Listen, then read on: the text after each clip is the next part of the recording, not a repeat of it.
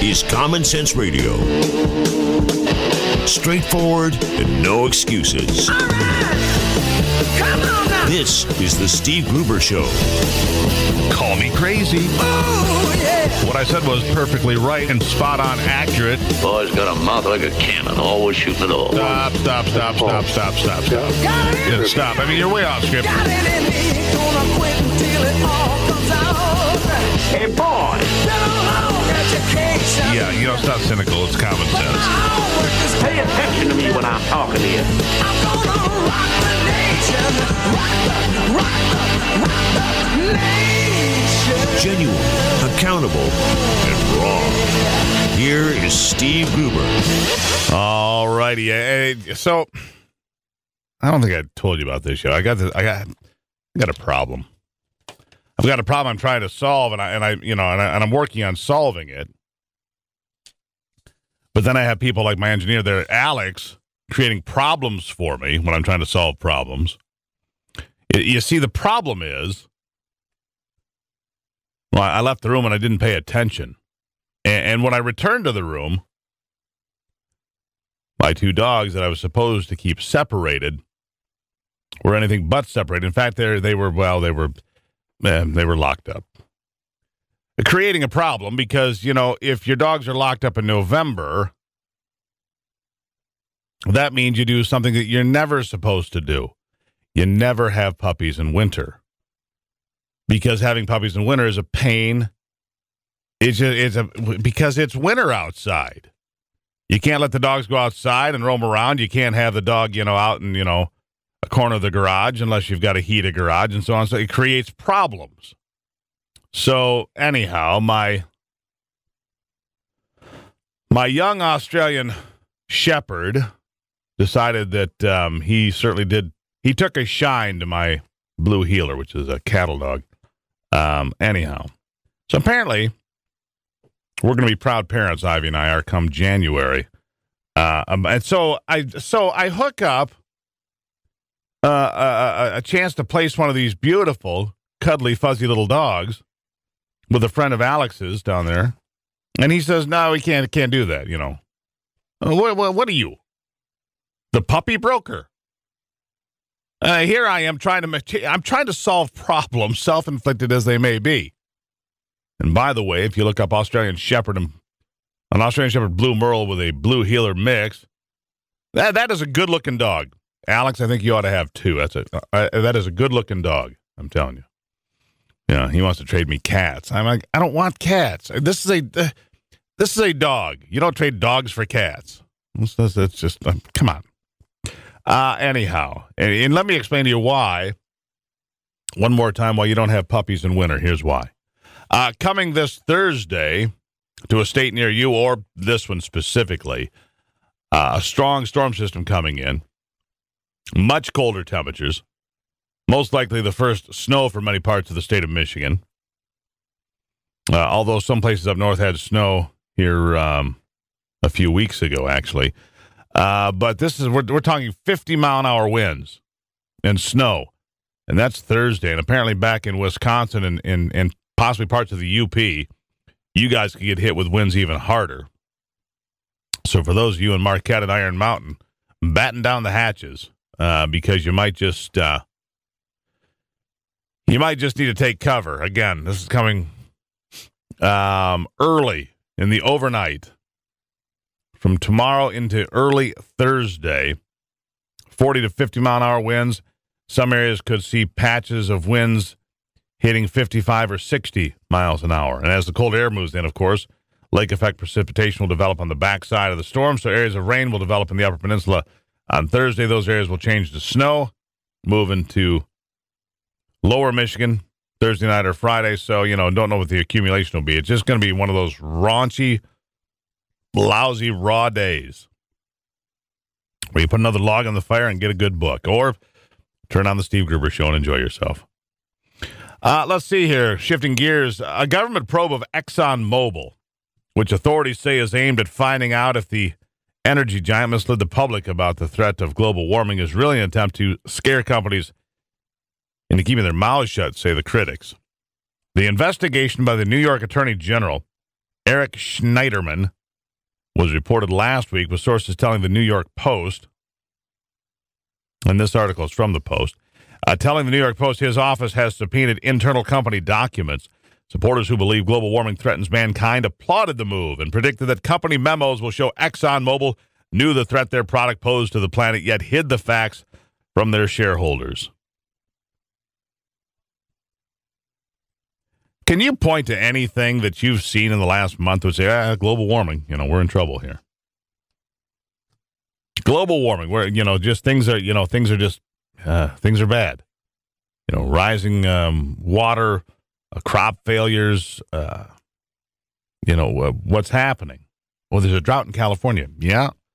Almost as bad as the drought they had 200 years ago. Almost. Let me say that again. Almost as bad as the drought they had 200 years ago. Did you hear that China apparently has been fudging its numbers, by the way, and has been emitting 17% more CO2 and carbon than they previously had admitted? Let me put that into context for you. The Chinese here just admitted that they've been, and this is heading into this conference in Paris, this global warming deal in Paris. 17% more for the Chinese as far as CO2 output. That equates to, are you ready for this? 70% of all carbon emission put out by the United States combined.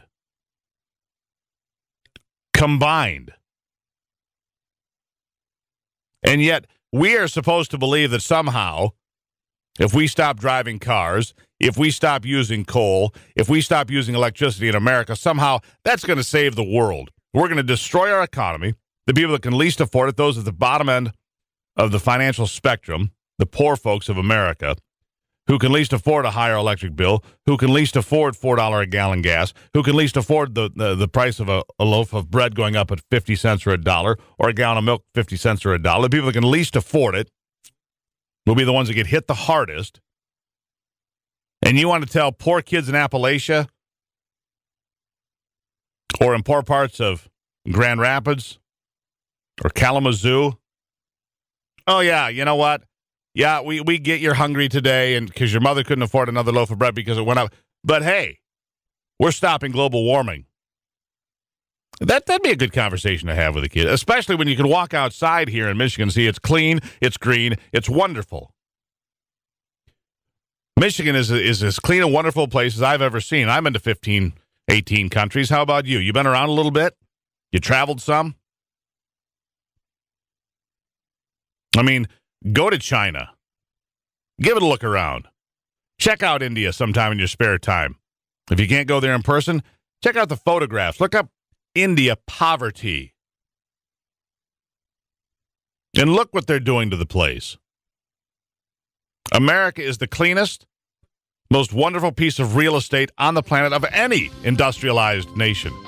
And there is just no comparison. Stop kidding yourselves. Like I say, my friends, stand up, America. Stand up. It's the Steve Gruber Show.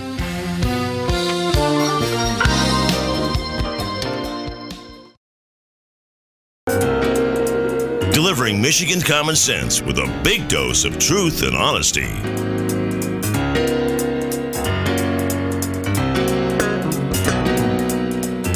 Well, it's a world that man can eat at all. When things are big that should be small. Who can tell? Now, I told you here a bit ago that normally I wouldn't do this, but I have a, apparently it's confession day here on the program. Yes, my dog's having puppies because I failed to supervise the two dogs. There's confession number one. Confession number two is, on occasion I do shop, and I do, believe it or not, shop on Black Friday. In fact, we bought our truck on Black Friday.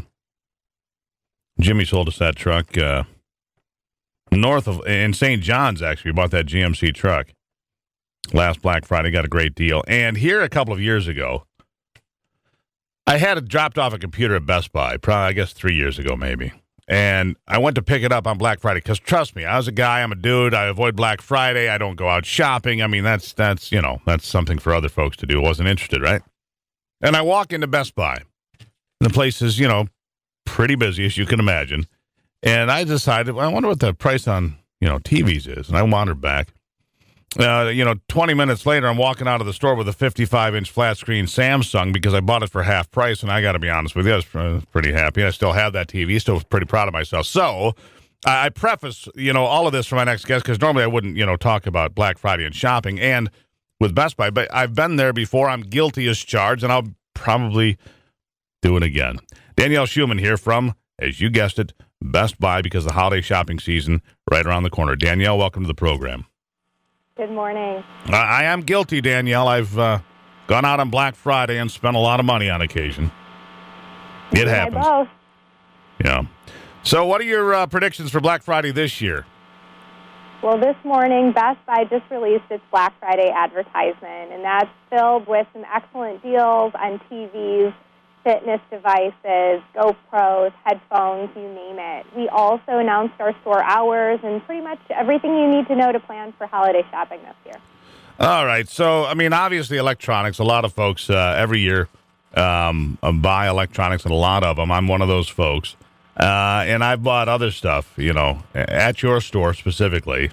And it's not, and folks, just for the record, Best Buy is not a client. It's just a place that I go, and they're conveniently located right here near my house, so that's where I go. So people buy a lot of electronics, obviously, during the holidays, probably more than any other time of the year. What do you think will be the big ticket item this year? Well, you're right. Industry experts actually expect 2/3 of people to be purchasing and gifting tech this season. I would say, just like you, TVs are always a big deal. We have 2 Thursday doorbusters that I think are pretty excellent. One, for $150, you can get a 49-inch Toshiba HD TV, and that is a name brand at an affordable price and a pretty large TV. But then also, if you're looking to upgrade, Samsung 4K TV 60-inch for $800, and that's a $700 savings. So another excellent television deal. Well, and I admit, another shameless plug from me, and I don't normally do this, but the Samsung TVs I have bought have been great for me. There's 2 of them in the house, and I enjoy them. So what else is out there before folks, and if they don't go out on Black Friday, I guess a 2-part question. What else do you see out there as big items this year, hot commodities, and what happens if they don't make it out on Black Friday? Well, for those who perhaps are looking to tackle their holiday shopping early, or perhaps the crowds just aren't for them, today we have 8 deals available that we announced with our advertisement. So up to $125 off the iPad Air 2, which is the latest device from Apple. It's thin, it's portable, it's nice size, a great option if you're looking to purchase today. And certainly if the crowds aren't for you, Thanksgiving, Black Friday weekend, we will be unveiling doorbusters for online throughout the weekend. So certainly check on BestBuy.com if that is more up your alley. You will also get to take advantage then of the free shipping that we have going on through January 2nd, and that has no price minimum. So depending on whatever product you're looking for, you can qualify for free shipping. And there you go, It's impersonating the Home Shopping Network today on the Steve Gruber Show, and we do this once a year, and I only do it because, and the good news is, Danielle, who, as you have guessed, is from Best Buy. There's another shameless plug. You're the only store I do this for. And again, I only endorse stores that I actually use. And you're not a paid client, although I feel that you should be after this. Anyhow, Danielle, so Black Friday gets started. Any guesses from the company, and this is overall, on how sales will be this year compared to the last couple? Well, I can't speak to sales, but certainly we're excited for the holiday season. It's the Super Bowl for us, and we are just looking forward to kicking it off. It's been a great morning so far, and we're looking for the weeks ahead. All right, Danielle, thank you so much for stopping in. Thank you. There you have it, Danielle Schumann from, you guessed it, Best Buy.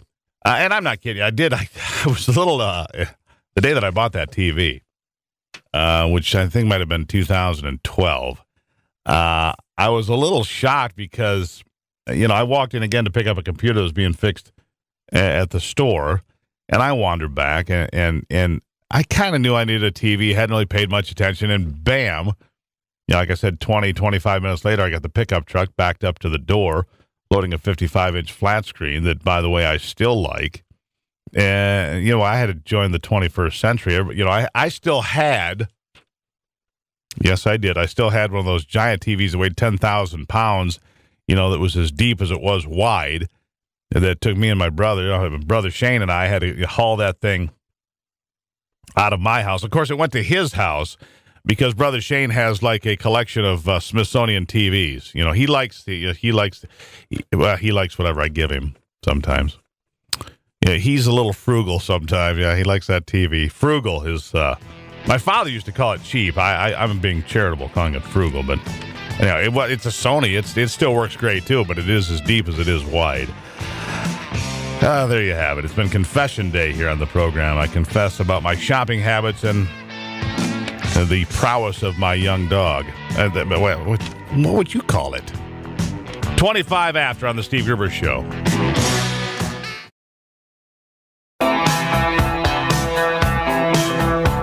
Taking a closer look at the stories that affect you most with a big dose of common sense.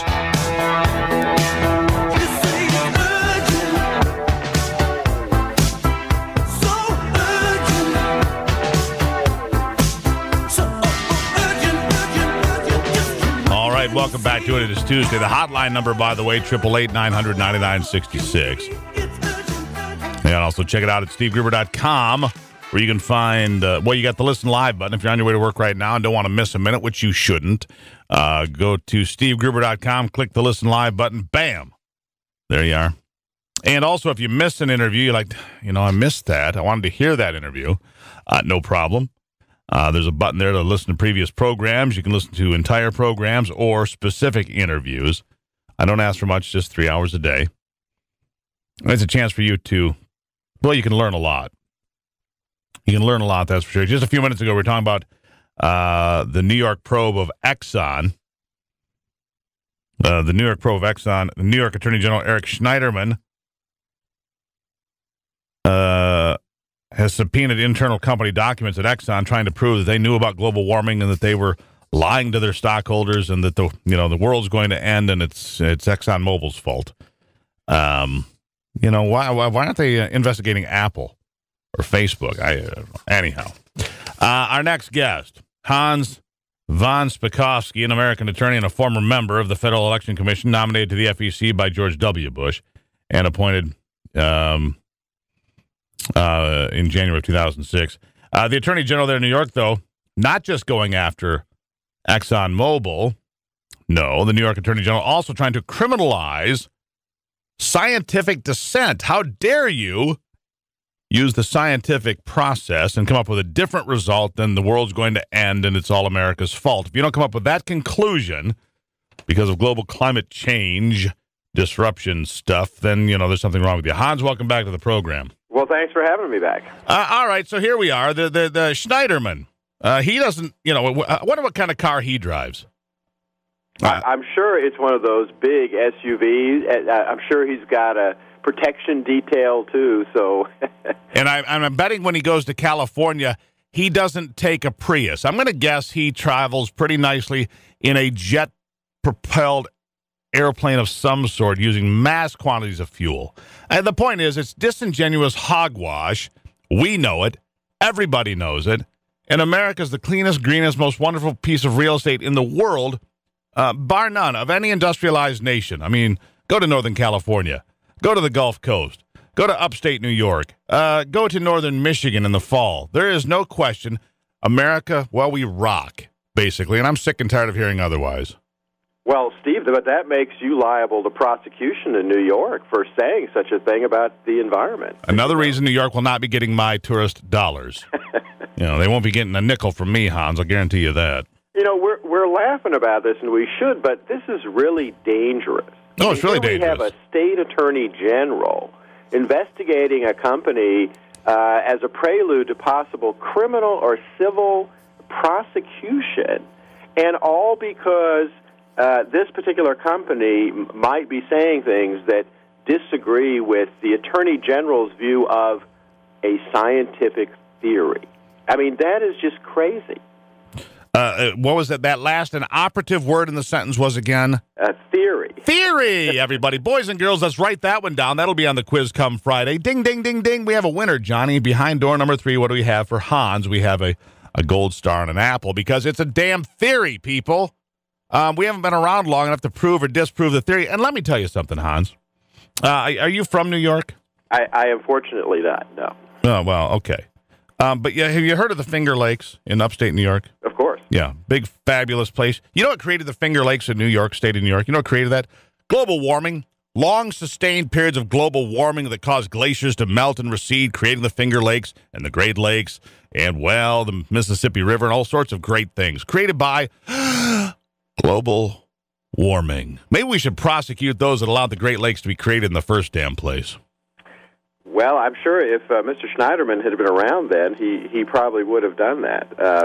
He doesn't seem to realize, perhaps, that he's following in the lines of Joseph Stalin. Now, people may think I'm exaggerating, but you're not at all. No, if they look at the history of Stalin, they'll find that he intervened in all kinds of scientific debates, and people who he thought had the wrong view ended up in the gulag.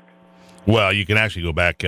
Most people don't realize this, Hans, but if you go read the tenets of Karl Marx, this whole notion of Mother Earth and environmentalism and using the environment as a tool to control the masses, it's one of the tenets of Marxism. It is. I mean, anybody just go read. I know it's a lost art, but reading and writing is kind of a cool thing. You can learn things. It's fascinating. Well, Mr. Schneiderman could certainly learn something if he just went and picked up a copy of the Constitution and actually read the First Amendment, because what he's doing is clearly a fundamental violation of First Amendment rights, too. Well, and that's the other thing. But the First Amendment is under assault from all sorts of directions, because university students, and it's not just scientists, but university students, they need safe spaces, Hans, where they don't have to be threatened by anybody's outside thoughts. They need safe spaces where they can, reflect the thoughts of the group, and they can all think the same thing together, and nobody will ever upset them, and nobody will ever offend them. Anyhow, we're on the line with Hans Van Spakovsky, an American attorney, former member of the Federal Election Commission. How far can he get with this? The New York Attorney General, you can't really, at least not yet, you can't actually criticize or criminalize scientific thought, can you? Well, he's certainly working down those lines of doing it, and it all boils down to, will the companies being targeted? Because ExxonMobil made the news, but apparently they've also been investigating another company called Peabody Energy. They're the biggest coal producer in the country. Those companies have to fight back. If they give in to what the AG is doing, like a lot of corporate leaders these days, they're afraid to fight on PC issues like this. Look, the AG could be successful in what he wants to do, and he could scare a lot of other companies. Mm-hmm. There's no question. And again, I encourage people to go look at the tenets of Marxism. For example, man lives on nature, means that nature is his body with which he must remain in continuous interchange if he is not to die. Karl Marx wrote that, and so much more on this matter. Karl Marx's use of nature, things like climate change, he would be so proud of climate change, is a tool to control the masses. I mean, it is textbook Marxism. And yet people don't read enough, and it's so over their head because, well, they're drooling on their smartphone playing fantasy football, disconnected from the rest of the world. Anyhow, I'll give you 20 seconds for the last word. Listen, when we start having energy problems so people can't charge up their smartphones because of this kind of prosecution, then people might actually start worrying about it. Yeah, well, they might. But, of course, they'll have nobody to call because the cell towers won't have power. Well, I guess we'll see what happens. Of course, air conditioning and refrigeration are the next targets. I guess if you have a rotten sandwich and no way to charge your cell phone, it might really invigorate the masses. Hans, always a pleasure. Yep, thanks for having me. Hans Van Spakovsky, an American attorney, former member of the Federal Election Commission. Where else but the Steve Gruber Show?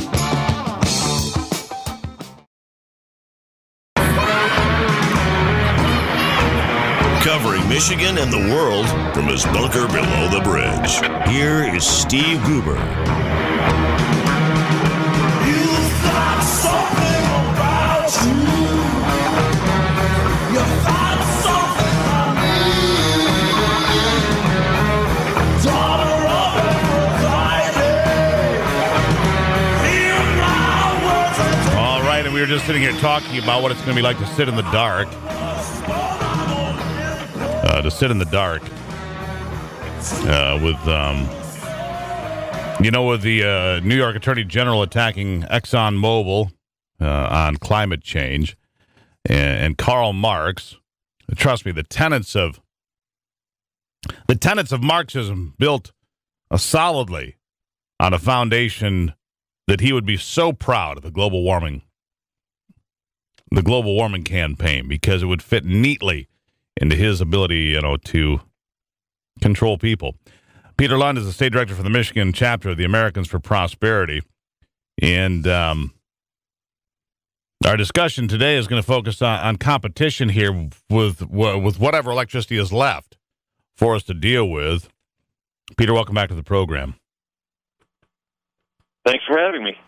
The Americans for Prosperity are urging opposition to this bill that would, in effect, legitimize, I suppose, and codify what in effect is a monopoly, if I'm not mistaken. The big energy companies in this state, they want no competition. What say you? Well, you're right about it. It's not that it outright eliminates our little bit of competition that we're allowed. Michigan is the only state that doesn't have either true competition or a 100% monopoly. Michigan set up a system that has 10% of competition. And what this bill does is effectively make it more difficult for the people to actually be able to even have 10% of competition. It puts in barriers to entry for people to be able to come in and compete. While it keeps that 10%, it makes it harder for people to join. And overall, it's basically heading toward a monopoly, not by outright saying it's a monopoly, but by slowly killing that 10% of competition. So what is wrong with competition? And I guess my question is, why is 10% enough? 10% of competition seems like no competition at all. I mean, why shouldn't it just be wide open? Well, the thing is that there's 10%, and there's a long waiting list of people who want to be part of that 10%. Our schools are saving millions of dollars by being able to go and buy their energy from a cheaper producer. We have businesses that go and are able to buy and compete. We've got individuals at homes that are actually able to go and save themselves a little bit of money every month. That adds up. And it's the type of thing, too, Steve, when a company is looking to move and they're figuring out where they're going to move their business, one of the things a manufacturer has to take into account is the cost of energy. It's vital, because if you're going to have one of your top expenses being electricity, you're going to have to look and figure out what it is before you move there. And if we may head in the direction where Michigan is becoming less and less competitive because their price of energy goes up, it makes us harder to be able to bring in those manufacturing jobs. They'll go to places that have competition where a business can go and sign up and actually be able to get a market rate for that power. Well, if my numbers are correct, then Michigan's going to be closing, I think, 25 coal-fired power plants by 2020, which will take about 9 gigawatts, getting my power and my storage a little confused, but 9 gigawatts of power out of the grid here in Michigan. How can we possibly make that up? There aren't enough power plants under construction here or slated for the future to make up that gap. How would you do it without competition?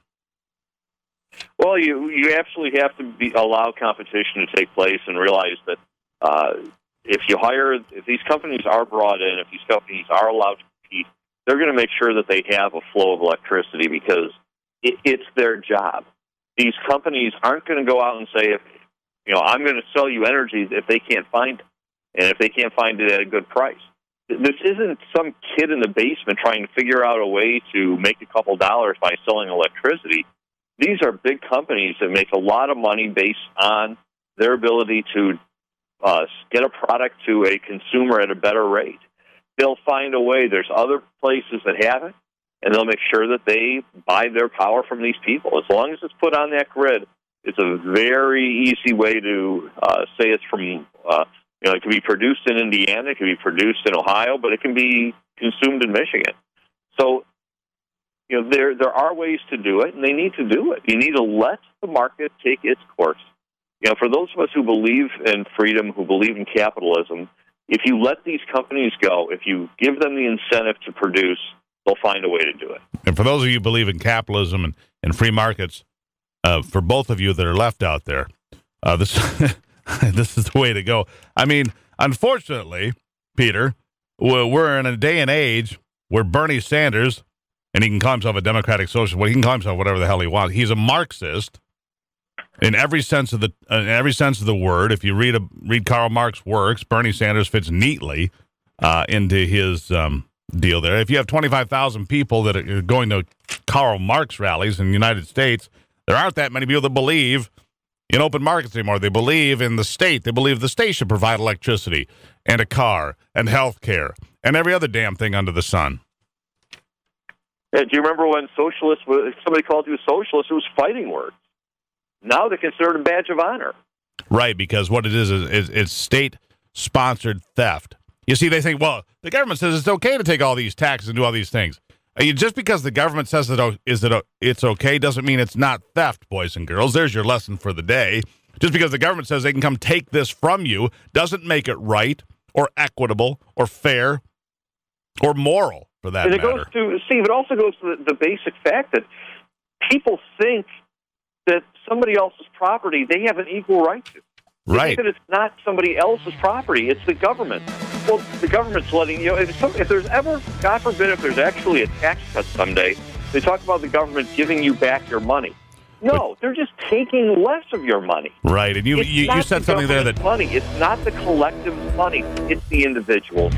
Agreed. I have to run, Peter, but you said an oxymoron there. You said people think. I wish they did. It's the Steve Gruber Show.